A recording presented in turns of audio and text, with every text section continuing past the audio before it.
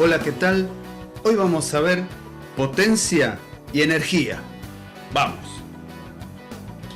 Para poder trabajar voy a usar de excusa este circuito muy sencillo, pero van a ver que tiene sus cositas.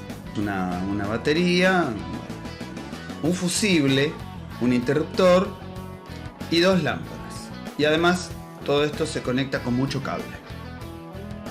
De la batería ya estuvimos hablando, igual hoy tenemos algunas cosas más para agregar.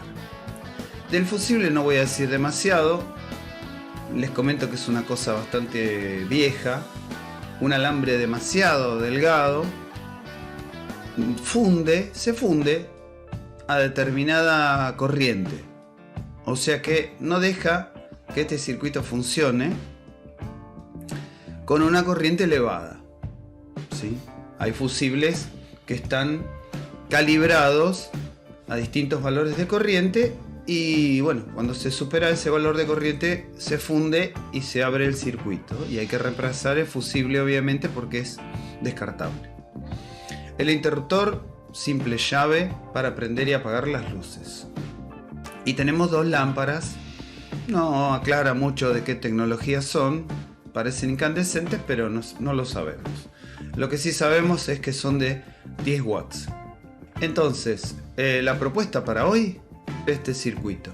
Ustedes probablemente piensan, ¿qué cosa más vamos a decir sobre las pilas, baterías y fuentes de tensión con las que hemos estado trabajando ya hace varias clases? Bueno, no dijimos nada de la potencia y la energía. Y a eso vamos. Cuando empezamos a mirar las fichas técnicas, no el packaging, porque el packaging suele tener poca o ninguna información. Cuando miramos fichas técnicas que suelen aparecer en catálogos de los fabricantes, empecemos a encontrarnos una serie de valores que son muy importantes para las pilas y es justamente lo que vamos a tratar de ver hoy. Por ejemplo, acá vemos una batería, es bastante grandota, que dice que tiene 6 voltios y el numerito de abajo dice 26 Ah, dice, ¿no? Eso es ampere hora. O la pila D, que es una pila grandota, que se suele usar para linternas, la vieja pila que usaban la gente de los ferrocarriles. Bueno, la celda D dice que tiene 1,5 voltios y 18 ampere horas. La C es la que se usa, por ejemplo, para los cortantes de alambre de goma eva y telgopor, antiguamente conocidos como cegelín.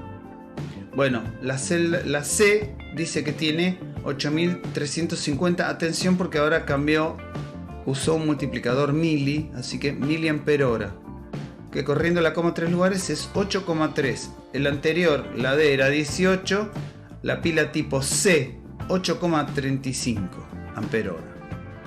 Las pilas comunes AA que usamos en controles remotos, linternas y otras cosas, 2850 miliamperes. La batería de 9 voltios que se usa también en un montón de dispositivos tiene 625 miliampere hora. Y la pila AAA dice que tiene 1250 miliampere hora. Y después hay otras dos que la verdad yo nunca las vi. 6 voltios 52 ampere hora. Y esta tiene la misma ampere hora que la de acá al lado enfrente. Así que lo único que cambia es el tipo constructivo de la bornera de conexión. Estos miliampere hora también se conoce como capacidad de la pila. ¿Sí? Capacidad de la pila y se mide ampere hora. La unidad convencional estándar.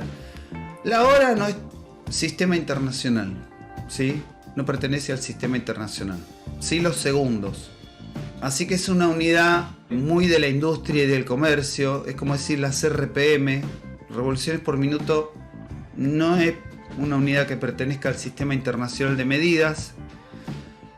Pero bueno, el ampere hora se usa mucho en este tipo de información. ¿Cuál es la información? Claramente vemos que ampere hora nos están indicando el producto de una corriente en amperes y una unidad de tiempo. O sea que la capacidad de una pila o batería la podemos pensar como el producto de la corriente por el tiempo. Este tiempo no es simplemente, qué sé yo, como en física veíamos la velocidad y decíamos espacio sobre tiempo. Este es el tiempo que garantiza el fabricante que va a estar funcionando la pila y entregando energía y mantiene sus características. ¿Cuáles son las características? Y por ejemplo 1,5 voltios. ¿Sí? El fabricante me dice que puede entregar esta, por ejemplo la de 18 ampere horas y mantiene durante esa capacidad los 1,5 voltios que caracterizan a esta pila. Entonces, esto se puede entender de esta manera. Me puede dar 18 amperes en forma continua durante una hora, o 36 amperes en media hora, o 9 amperes durante 2 horas, o 4,5 amperes durante 4 horas. ¿Está claro?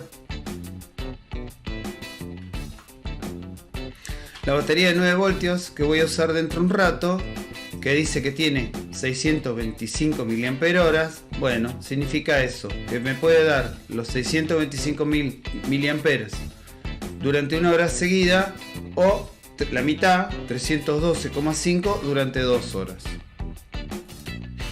Bueno, eso se llama capacidad de la batería.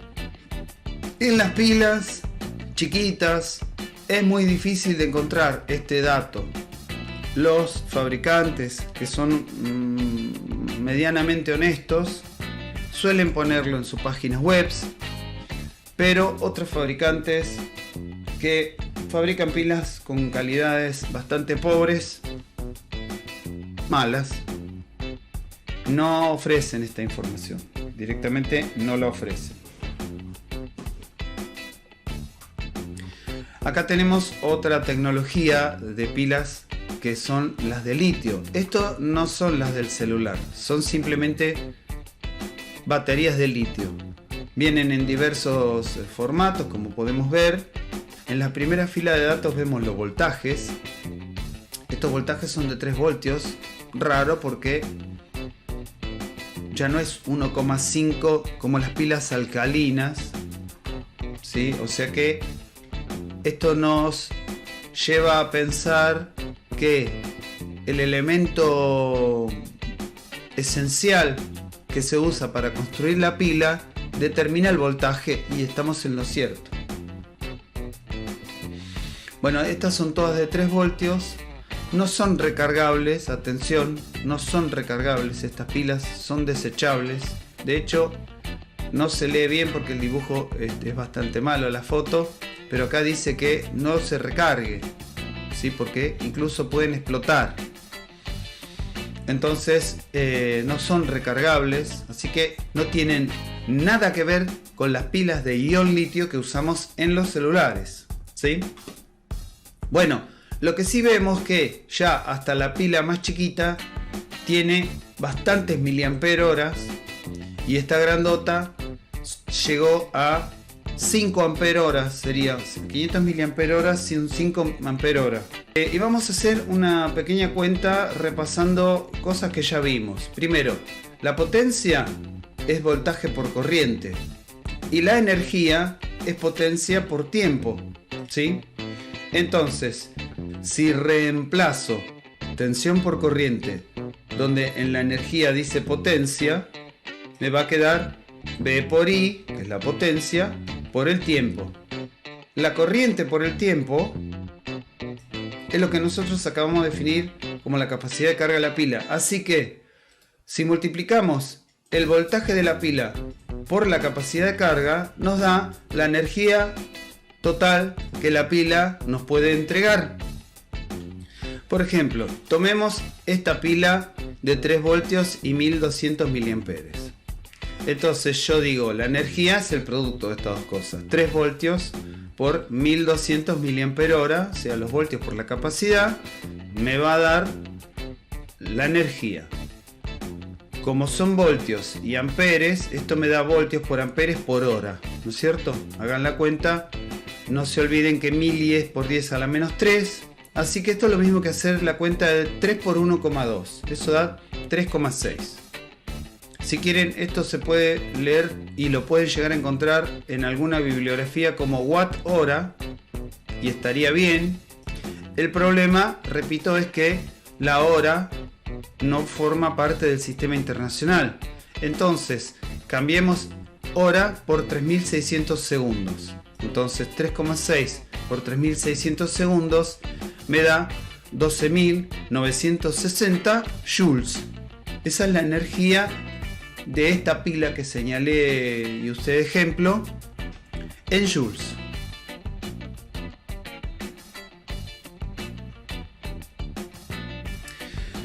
Esto de los ampere hora, si bien en las pilas chiquititas suele ser una información bastante difícil de encontrar, como dije antes, no es así en las baterías grandes. Desde las baterías que se usan en las centrales telefónicas, alarmas hogareñas, motos y algunas otras cuantas cosas más, como por ejemplo iluminación de emergencia. Esas baterías que ya son de plomo, ¿sí? Uno de los elementos constituyentes de la pila es plomo. Por suerte estas baterías son reciclables casi en su totalidad. El plástico exterior, que siempre es de colores oscuros y raros, no es ni más ni menos que ABS, así que es reciclable también. Bueno, esas baterías, las grandes, incluso las de auto, las baterías ya muy grandes que se usan en los autos, todas ellas dicen su capacidad en ampere horas. Acá ya no usan miliamper, usan ampere hora. Y por ejemplo, esta que encontré la foto por ahí en internet, dice 5 ampere horas. Bueno, este no es ni más ni menos que el valor de la capacidad de la pila. Multiplicamos voltaje por la capacidad, eso da 60, ¿sí? 60 watt hora, que es lo mismo que 216.000 joules. Pero como dije antes, además este numerito de la capacidad nos da otra información más, que por ejemplo puedo sostener esta corriente de 5 amperes durante 1 hora o 2,5 amperes durante 2 horas, ¿sí? O también podría ser 10 amperes durante media hora. Atención que a las baterías no le podemos sacar cualquier cantidad de corriente. O sea, para abajo, o sea, 5 amperes, 2,5, 2, 1, 0,5, todo bien. Pero hacia arriba hay un límite también. Los fabricantes en sus catálogos suelen especificar la corriente máxima que es capaz de producir la batería. ¿Qué pasa? Que la batería tiene componentes, sustancias internas que no tienen resistencia nula. Entonces, si nos pasamos de corriente, va a haber un efecto de calentamiento muy notorio en la pila o batería. Se va a calentar al punto tal de que algunos componentes pueden entrar en punto de ebullición. Con lo cual, si nos pasamos en forma exagerada y durante bastante tiempo con la corriente máxima que recomienda el fabricante, lo que puede pasar es que la batería explote. Le va a explotar porque es como que hierve internamente, ¿sí? Así que también hay un límite en la cantidad de corriente que hay que ir a buscar al manual o a la página del fabricante. Otro tema que tienen las pilas y tampoco es fácil de encontrar. Las pilas tienen resistencia eléctrica interna, la tienen adentro. Como dije recién, la pila adentro no es vacío, sino que hay metales, sustancias, algunas son tipo gel, algunos son metales, incluso puede haber componentes de carbono. Bueno, todo eso tiene resistencia eléctrica, no tienen resistencia eléctrica nula, tiene un valor. Entonces, por ejemplo, acá esta fábrica nos dice que su pila, este valor sirve solamente cuando la batería o pila es nuevo. A medida que envejece o es utilizado, este valor suele aumenta. Pero de base, el fabricante nos ofrece este 3,05 miliohms, ¿sí? Que tenemos que pensar que 3,05 miliohms es la resistencia de la pila. Antes de agregar algún otro aspecto y hacer algunas cuentitas, quiero ver con ustedes este asunto. Ya manejamos que la potencia es la tensión por la corriente. La potencia eléctrica es voltaje por ampere. También manejamos de hace rato la ley de Ohm, que dice que la tensión es el producto de la corriente por la resistencia, o que la corriente es el voltaje sobre la resistencia. Eso es la ley de Ohm. Si reemplazo este voltaje V en la fórmula de la potencia, me voy a encontrar que tengo I por R por I, lo que es lo mismo I cuadrado por R. Esta es una expresión que se usa mucho para hacer cuentas de potencia, sobre todo si tengo la corriente y la resistencia y, por ejemplo, no tengo el voltaje. Entonces se hace útil, pero además es lo que llamamos efecto Joule. Esto es lo que habla de cuánto se calienta a sí mismo un conductor ante la circulación de una corriente debido a su propia resistencia eléctrica. Esto habla del calentamiento de un conductor y fue estudiado por allá por 1841 por el señor Joule, James Prescott Joule. Un dato adicional curioso: la ley de Ohm con la definición de la resistencia eléctrica es del año 1827 y el efecto Joule es de 1841, ¿verdad? Por eso, evidentemente, Joule estaba utilizando la misma ley de Ohm de la manera que lo acabo de presentar. Otra forma de trabajar con la ley de Ohm y la ecuación de la potencia, en vez de reemplazar la tensión como hicimos antes, decir que la corriente es la tensión sobre la resistencia y reemplazar la corriente. Entonces me va a quedar voltio por voltio dividido R, o sea, esta ecuación de voltaje al cuadrado sobre resistencia, que es bastante útil cuando tengo la tensión en vez de la corriente y el valor de la resistencia para determinar o establecer el valor de la potencia. O muchas veces sucede que tengo la potencia y tengo el voltaje y puedo calcular de acá qué valor en ohms equivalen a eso, despejando, y me queda el voltaje al cuadrado sobre la potencia. Es algo que en un rato vamos a usar.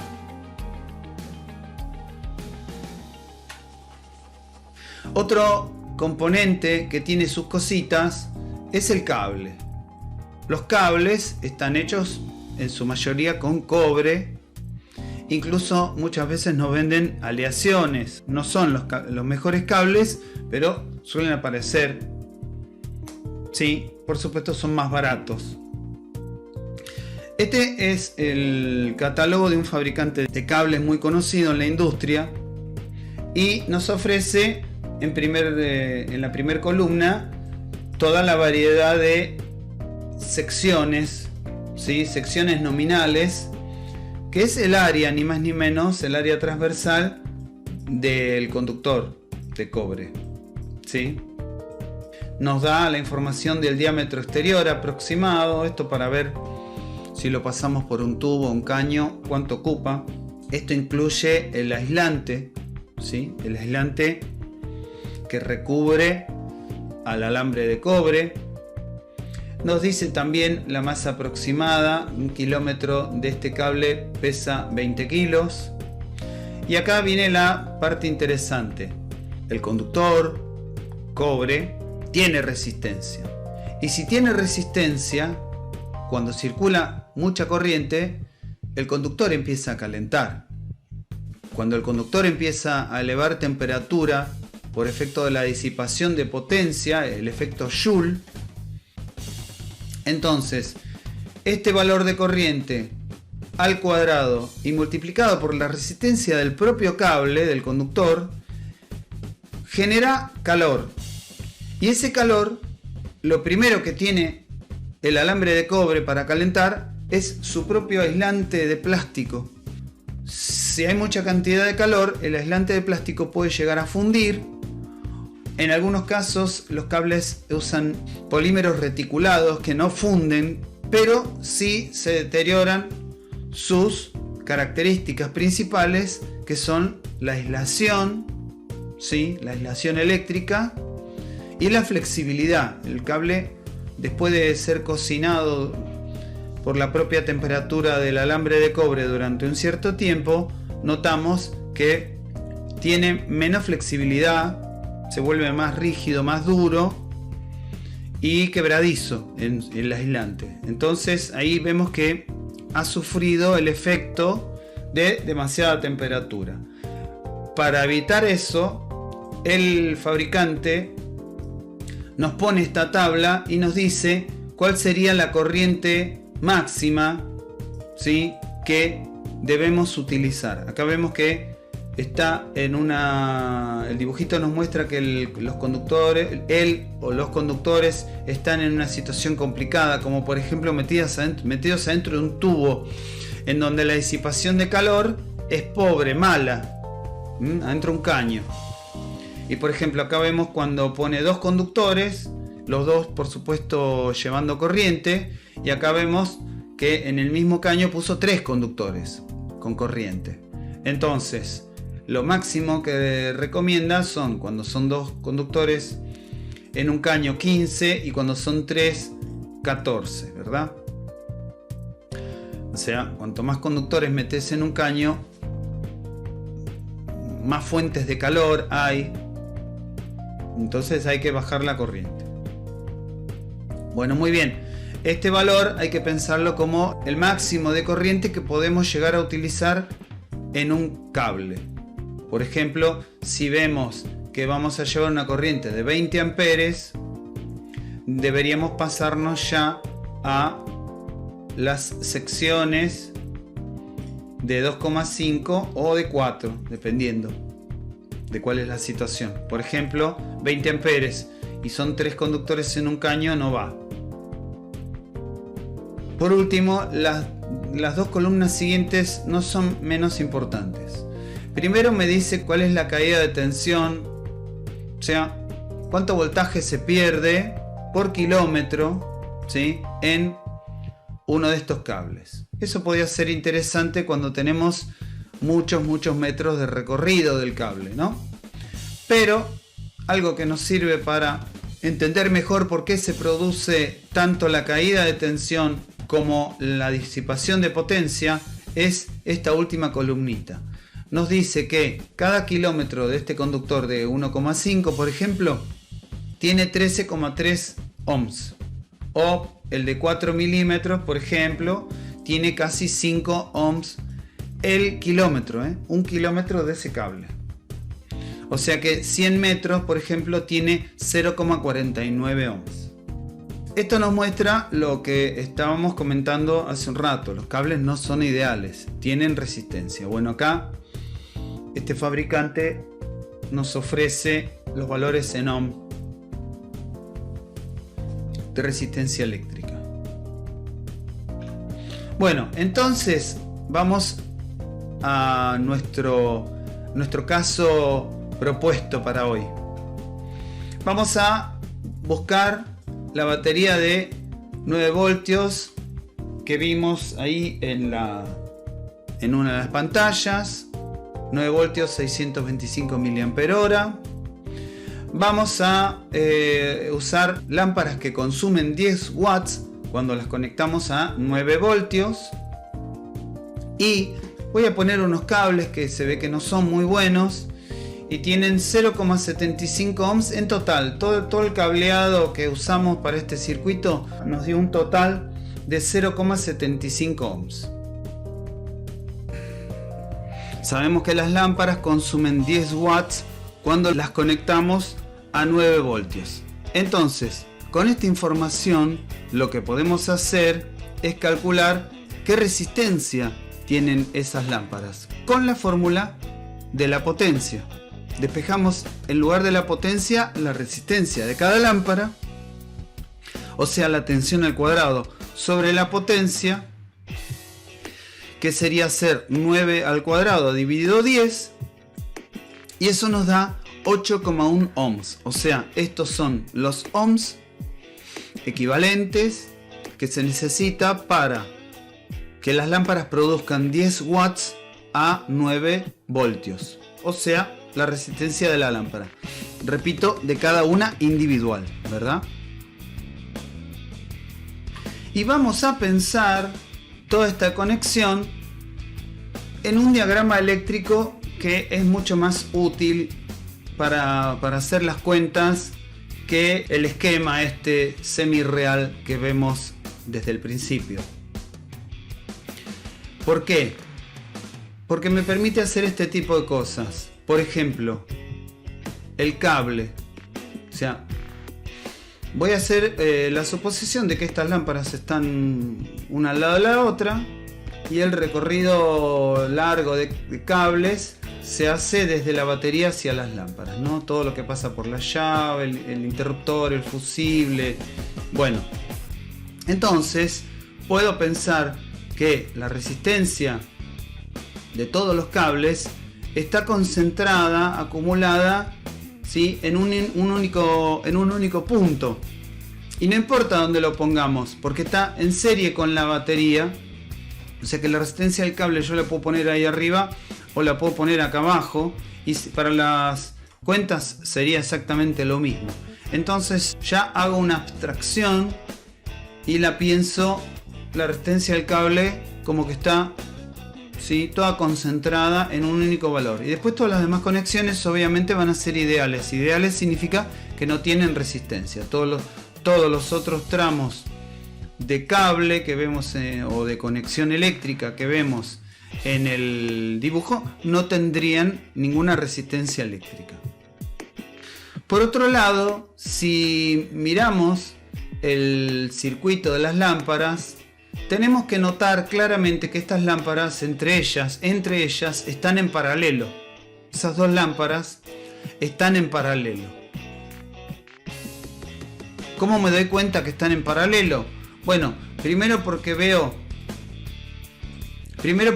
que el positivo de la pila pasa a través del fusible de la llave, entra tanto a una lámpara como a la otra. Tengo la tensión positiva de la pila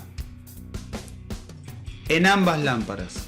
Y como contrapartida, el negativo, ¿sí?, el menos de la pila, aparece del otro lado de las lámparas. Entonces las dos lámparas ven la misma tensión, ¿sí?, y cada lámpara consume su corriente. De hecho, cuando podemos quitar o se puede romper una de las lámparas y la otra sigue funcionando, ni se entera. Eso es típico de un circuito paralelo. En cambio, los cables, si miran los cables, van en serie con el interruptor, el fusible, la batería, ¿sí? Los cables los vamos a poner en serie. Observen que la pila y los cables, observen que la batería está en serie con los cables y las dos lámparas, ¿sí?, una al lado de la otra, están en paralelo. Entonces esto es lo que se llama circuito mixto. ¿Por qué? Porque tenemos una parte del circuito que claramente es en serie. ¿Por qué me doy cuenta que es en serie? Porque fíjense que la corriente que pasa por este cable, esta corriente que pasa por el cable, también es la corriente la misma. Los electrones que fluyen por la batería son los mismos que fluyen por el cable. Entonces la corriente del cable es la misma que la de la batería. Sin embargo, en este punto, en el B, la corriente, o sea los electrones, tienen dos caminos para seguir. O van por acá o van por acá. Entonces, si hay dos caminos, ya no es en serie. Es en paralelo. Estas están en paralelo. Si las dos lámparas fueran distintas, podría incluso ser las dos corrientes de cada lámpara, ¿sí? Por ejemplo, llamémosle corriente de la derecha y corriente de la lámpara izquierda, ¿sí? Si las dos lámparas fueran distintas, tuvieran distinta resistencia, estas dos corrientes no necesitan ser iguales. Y si una lámpara se rompe, o la otra lámpara ni se entera. Bueno, una de las cosas que me propongo en este ejercicio es, sabiendo que la batería me permite 625 mAh, ¿cuánto tiempo va a estar funcionando esto? O sea, con una pila nueva. Quiero saber cuánto tiempo puedo tener estas dos lamparitas prendidas, cuánto me va a durar. Para lo cual necesito saber qué valor tiene esta corriente de acá, que repito es la misma que entrega la batería. Necesito saber ese valor de corriente. No puedo resolver esto así como está. ¿Por qué? Porque no sé qué corrientes están pidiendo las lámparas. Entonces lo que voy a hacer es resumir, achicar un poco este circuito. Y lo primero que se me ocurre es estas dos lámparas, estas dos resistencias en paralelo, las voy a reemplazar por una única resistencia equivalente de las dos. Ahora vamos a ver qué ganamos con eso. Entonces hago la cuenta. La resistencia en paralelo que tendría que poner va a salir de 1 sobre R paralelo es igual a 1 sobre resistencia de una de las lámparas más 1 sobre la resistencia de la otra lámpara. 1 sobre R más 1 sobre R es 2 sobre R, ¿sí? Me dice que 1 sobre la resistencia paralelo equivalente es 2 dividida la resistencia de cada lámpara individual. 1 sobre el valor que va a tener esta resistencia paralelo es 2 sobre 8,1 ohms, que se pueden dar vuelta en ambos lados de la igualdad la fracción. Entonces, si 1 sobre R paralelo es 2 dividido 8,1, entonces R paralelo es 8,1 dividido 2. O sea, doy vuelta. Eso me da la mitad de 8,1, que es 4,05 ohms. Ya sé entonces cuánto vale una resistencia hipotética, no existe, que reemplazaría, sería equivalente eléctricamente, ¿sí?, a estas dos lámparas en paralelo. Entonces ya no tengo dos resistencias y no sé qué corrientes tengo. Tengo una sola. Ahora me quedan una batería y dos resistencias en serie. Entonces ya es fácil calcular la corriente que sale de la batería, porque son dos resistencias en serie y la resistencia total se suman. Entonces 0,75 ohms decía mi ejercicio que tenía los cables, y 4,05 ohms acabo de deducir que es la resistencia de las dos lámparas en paralelo. Eso me da un total de 4,8 ohms. La corriente va a ser, por ley de Ohm, el voltaje dividida la resistencia.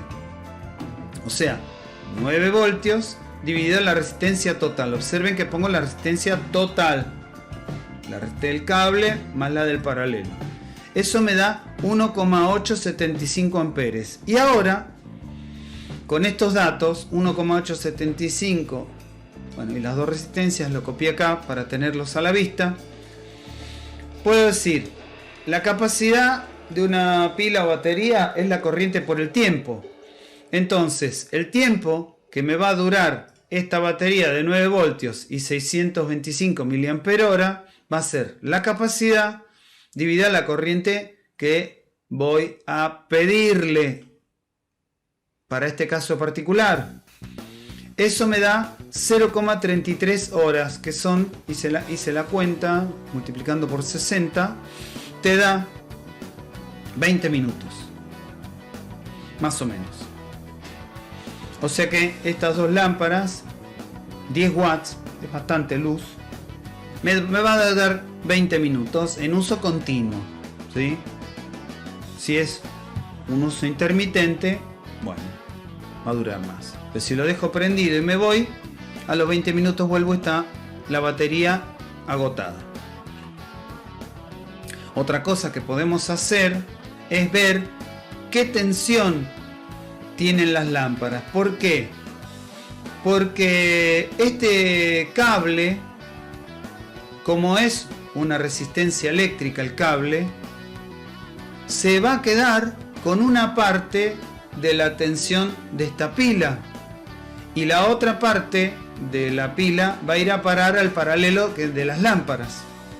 Entonces a mí me gustaría saber cuánta tensión en voltios se queda al cable y cuánta tensión en voltios reales le llegan a las lámparas.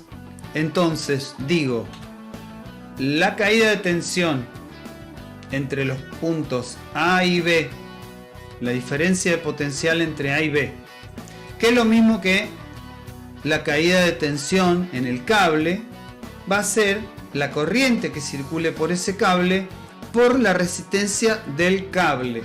Se repite mucho la palabra cable, pero es así.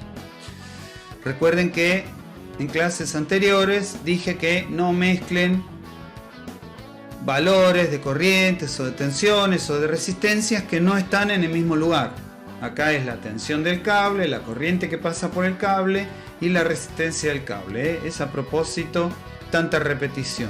La corriente que atraviesa ese cable, como es un circuito serie, no va a ser ni más ni menos que 1,875 amperes. Y la resistencia del cable es un dato del ejercicio, 0,75 ohms. Hago la cuenta y me dice que 1,406 voltios se pierden como caída de voltaje en el cable. ¿Por qué lo pienso como una pérdida? Y porque lo ideal sería que toda la tensión de la pila vaya a las lámparas, que es lo que nos interesa. Esto lo planteo como caída de tensión. La palabra caída de tensión viene implícito con la filosofía de que es un mal necesario, porque estoy usando este cable. Habiendo hecho esta cuenta, la de la caída de tensión en los cables, esta tensión entre A y B que tengo en el dibujo, puedo saber cuál es la tensión entre el punto B y los 0 voltios de referencia que tengo acá abajo. ¿Sí? Entonces, la tensión en el punto B va a ser la tensión de la pila, o batería en este caso, menos lo que se pierde en los cables, 1,406. Eso da 7,594 voltios. O sea que a las lámparas no les está llegando 9 voltios, les está llegando 7,59. El paralelo este que representa las lámparas está viendo una tensión de 7,59. Y como esta resistencia paralelo justamente representa lo que dice un paralelo, y en un paralelo todos tienen la misma tensión, las dos lámparas, cada una de ellas va a tener 7,594 voltios. ¿Pasa algo? Bueno, es una tensión un poco más chica que la que el fabricante de las lámparas pensó para su funcionamiento. No obstante, la lámpara va a encender.